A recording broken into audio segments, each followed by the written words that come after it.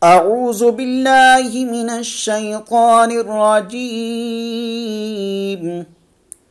بسم الله الرحمن الرحيم. آمن الرسول بما أنزل إليه من ربه والمؤمنون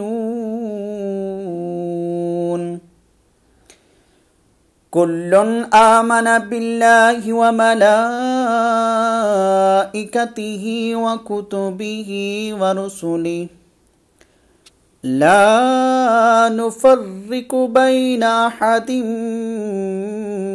من رسله وقالوا سمعنا وأطعنا غفرانك ربنا وإليك المصير.